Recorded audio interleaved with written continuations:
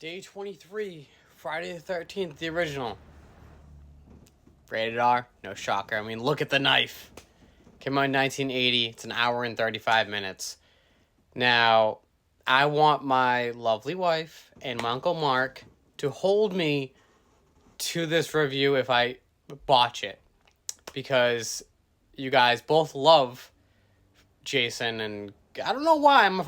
Because I prefer Freddy. He's a lot... I don't know, maybe because he laughs while he kills. I don't know. I'm kind of not sadistic, but kind of psychotic a little bit. So anyway, for anyone that doesn't know what Friday the 13th is, it is Jason Voorhees in a hockey mask with a machete, and his home base, as you can say, is Camp Crystal Lake. Now, the first one. Spoiler alert, because, if you haven't seen it, he is one of the biggest horror icons. So if you haven't seen the first one, stop watching this and go watch it. Because guess what? He's not in the first one. Everyone thinks that Jason Voorhees was the original Friday the 13th killer, but no, it was his mother. And his mother is played by Betsy Palmer. Now, in this film, you're not told right off the bat that it's his mom. You find out later on. But one of the biggest things that Friday the 13th did very well was they did the first-person camera when they were killing somebody. And I felt that was probably the best way to do it. I mean, there are scenes where, you do see Jason killing, and I don't think you ever actually see Mrs. Voorhees kill, besides with the first person shot. However, it makes you feel like you're more in tune with the movie. Now, the reason why I gave it away is because when you watch this film, it's not going to be you wanting to see Jason Voorhees.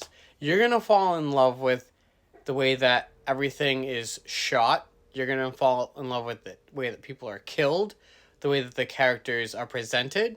I mean, Adrienne King, she plays Alice. She is the only person that survives in this movie, and she is one of the best final girls, if you ask me, because she did what she needed to survive. And a lot of the final girls now, they're badasses, they know how to do this, but Adrienne King she did what any normal girl would do that was trying to, I guess, fend for their lives. And there is one little Easter egg in this. Kevin Bacon is in it. His death is actually one of the best, one of the best in the franchises, because, he gets stabbed from under a bed. And he ends up, it's one of his first movies. And in the 70s and 80s, usually your first movie was a horror movie because it's easier to get casted in that. Now, before I get off track, so, like I said, this film is gruesome. The story is good. It flows through the whole film. And it doesn't take up too much of your time. Like I said, it's only an hour and 35 minutes, but it goes like that. I don't know if it's because I've watched it so many times or what the reason is, but this isn't like Freddy vs. Jason where I skip right to the fight scene. I still enjoy watching it from beginning to end because Sean S. Cunningham does a great job directing this. Now, IMDb gave it a 6.4 out of 10. I honestly, even though I'm a Freddy fan, I give it a 5 out of 5 because the whole way that it comes together is great. I mean, besides me, saying, oh, hey, she's a killer, you don't see that. You don't know that she's the killer, at least not in the 80s. I don't know if my uncle, when he first watched this, if he was shocked, but I sure as hell was shocked when I first watched it, because the whole film you're trying to figure out who the killer is and you have no idea.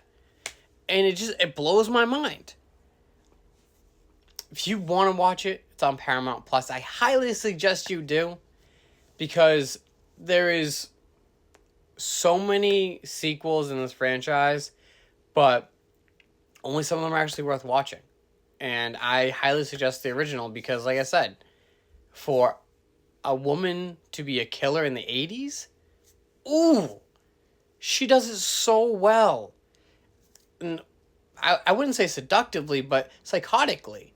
You know, she messes with Alice's mind in this whole film. Please give it a watch if you're into horror. And I'm sure a lot of people who are into horror that follow this channel have already watched it. And that's when a lot of people, either Freddy's your favorite, Jason's your favorite, Michael's your favorite. You know, it's one overmatches the other. But I highly suggest you watch it. Sounds good? Work for me? Yeah.